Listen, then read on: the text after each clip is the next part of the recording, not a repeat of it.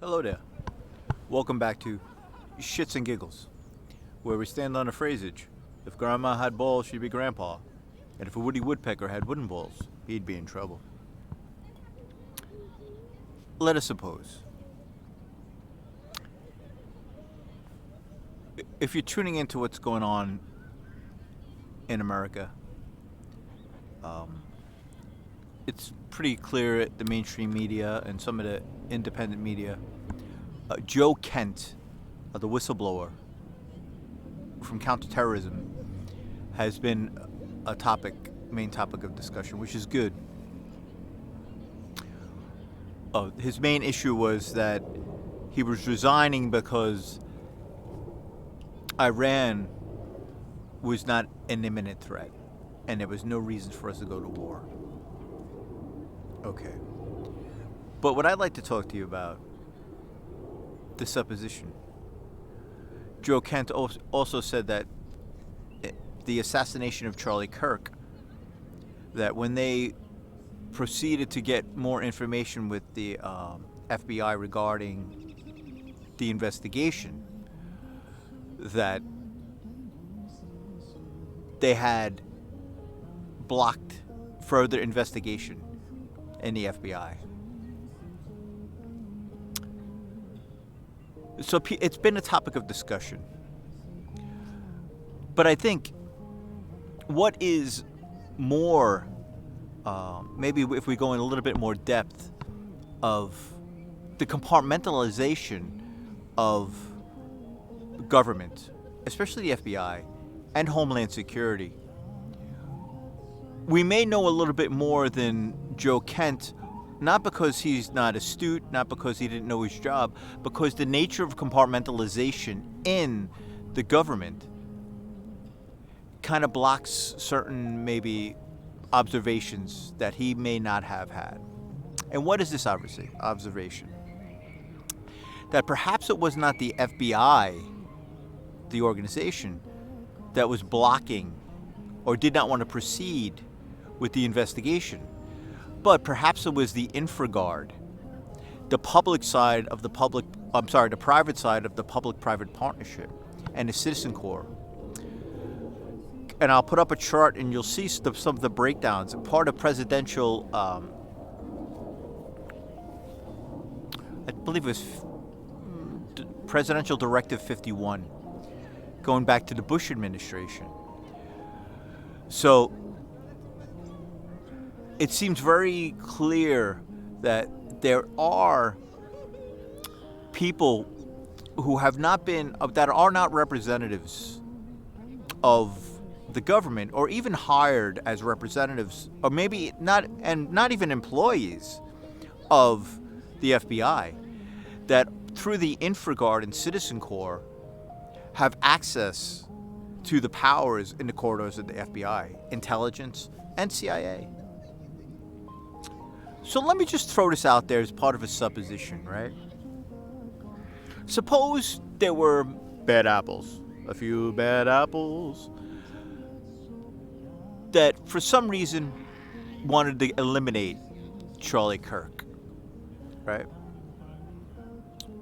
And it wasn't within the FBI itself, but maneuvering within the FBI structure, using that structure, but covertly, had maneuvered within public-private partnerships regarding private security for Turning Point, their ties to FBI, and its communications, cybersecurity. That's really the key we need to be aware of, right? So what has happened is, let's take an example of settlers in Israel, right? If you know the nature of these people, right? They went into another country and took land that was not theirs. There's a story behind it regarding their religious Bible, and that they were saying that God had said this is their land, blah, blah, blah. Whatever the story is, the settlers were people that were asked to come. They were funded to come to Israel and actually rob the land that people were already living on. I'll cut in. I'll see if I can get it from Grand Theft World. Thank you, Scott Armstrong and Richard Grove, the Clip Genie.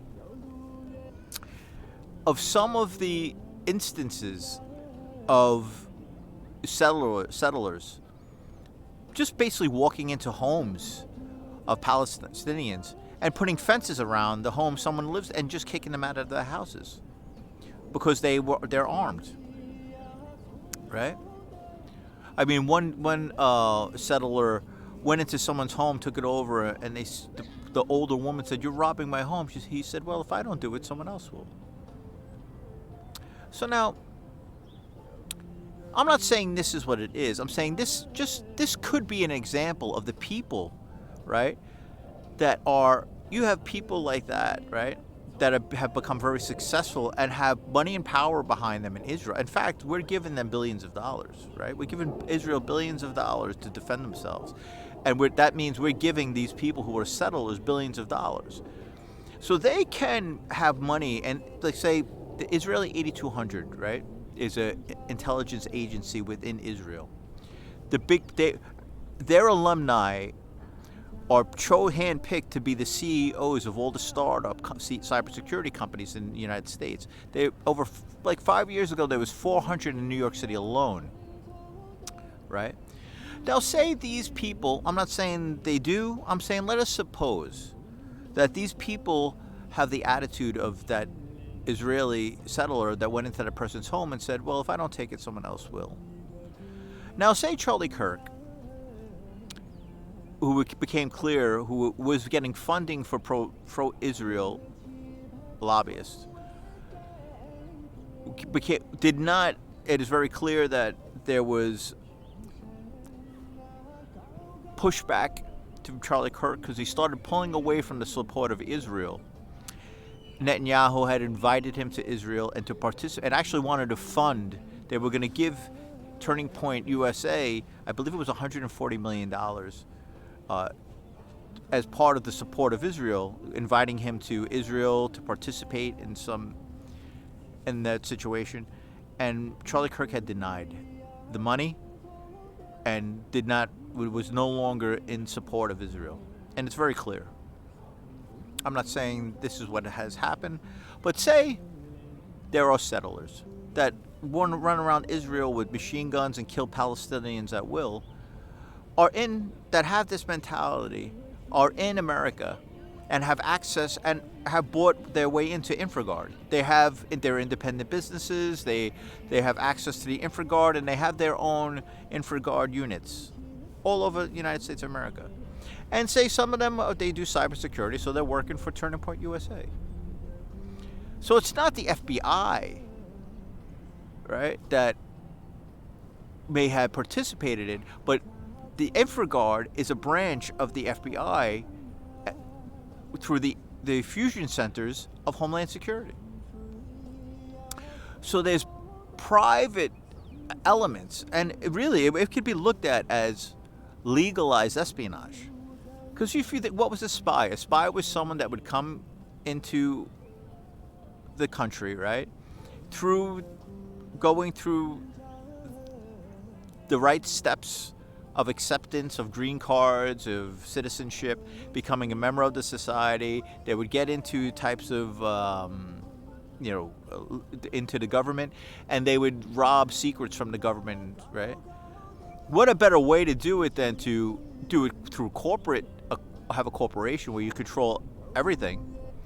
You buy into the INFRAGARD, and you have your own security. But not only do you have your own security, you have access to all of the tech, all of the corridors of FBI, the CIA, through the fusion centers of Homeland Security. And actually, if you're, that's just what it is. It's clear that's what it is. I'm not saying that this is what has happened, but I'm saying Joe Kent saying that, well, the FBI did not want to go further in the investigation or blocked further investigation maybe not going all the way into the new relationships in the FBI in which they are receiving policy from outside. I'll cut in a chart where it suggests that the Council on Foreign Relations is calling for policy to the national government, which goes to the fusion centers, which goes into the local government, but more importantly, into the INFRAGARD and the Citizen Corps. And you'll see in a chart where you'll see that the INFRAGARD has more of a merchants group. And I'll cut in, and you'll see to the right of the chart where you have Citizen Corps, which, at that time period, I think there was like 66,000 police and, essential worker people in CERT. CERT is another aspect of it, in Citizen Corps. But I'm going to put up a chart that I have also of the INFRAGARD of New York City. And it should be up now. But look at this chart now, and look at the institutions, these public-private partnerships who are calling the shots in policy have access to. Health, right? Different types of security. It's Homeland Security, right? Now, I'm going to tell you this, and again, this is just part of a supposition, that there has been a lawsuit already with the Supreme Court in Texas with Anna Toledo and Richard Lighthouse, people from Targeted Justice, who are saying that people have been targeted for even before 9/11. But I would say, from my understanding, this type of targeting stems from Homeland Security. So we'll put that supposition out that we established on the table, that perhaps Joe Kent is being honest, but because of the compartmentalization of the FBI, it may not even be in his periphery that it's not the FBI that blocked it, but it was the powers that are controlling policy behind the INFRAGARD and Citizen Corps and in the fusion centers of Homeland Security that can go to the Council on Foreign Relations. And I'll suggest, thank you, Ian Davis, his chart of the global public-private partnership, where the central power, at least the storefront, calling the shots and calling policy, is the Bank of International Settlements. Right? And thank you, Joe Kent, for having the character and fortitude and becoming a whistleblower and calling out, because it's very clear that Homeland Security is a treasonous agency and a trespass upon the basic inalienable rights of every human being on the planet and the United States, these United States of America. Because the Declaration of Independence was not to be have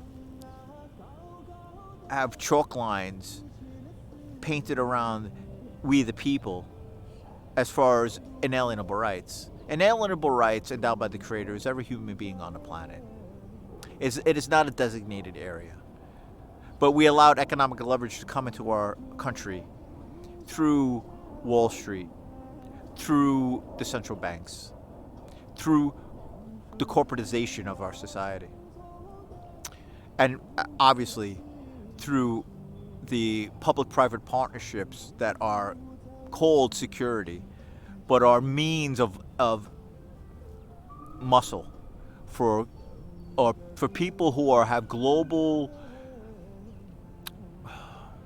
agendas, right? Steering our country, and in the direction they want, manipulating our local governments and our local people. It's always been so to a degree, right? But I have a clip of Prince Charles when he was Prince Charles saying what the world needs is grassroots movement. These are the people who are creating policy and becoming spearheads for grassroots movements, not only in the United States of America, but from all over the world. But we know the history of King Charles and his lineage of King George III. That's why we fought for our independence.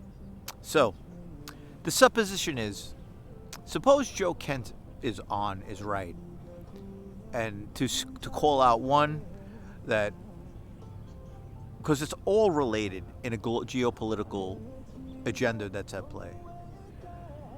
And imminent threat is not limited, that term.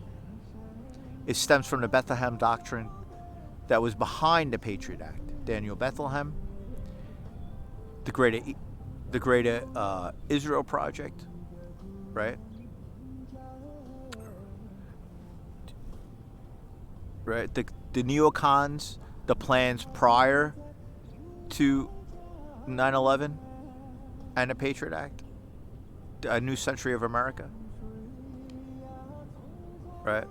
And it goes, so it's very clear that the term imminent threat has been used as a means of trespassing on the inalienable rights of free people. Because if the word imminent threat is used, then they can take away an individual's inalienable rights for the safety of someone that may be harmed in the future. Right?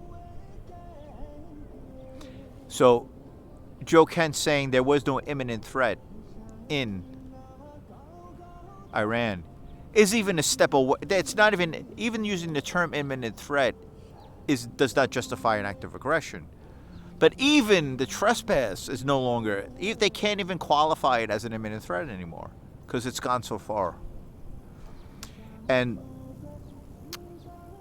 I was listening to Renette Sinum recently, and she's talking about time banking, because this is people nationally are becoming aware of this trespass and trying to have actual grassroots movements where people can work together.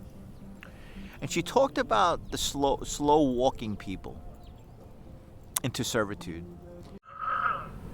So I suggest you look up Operation Northwoods and learn what that was about.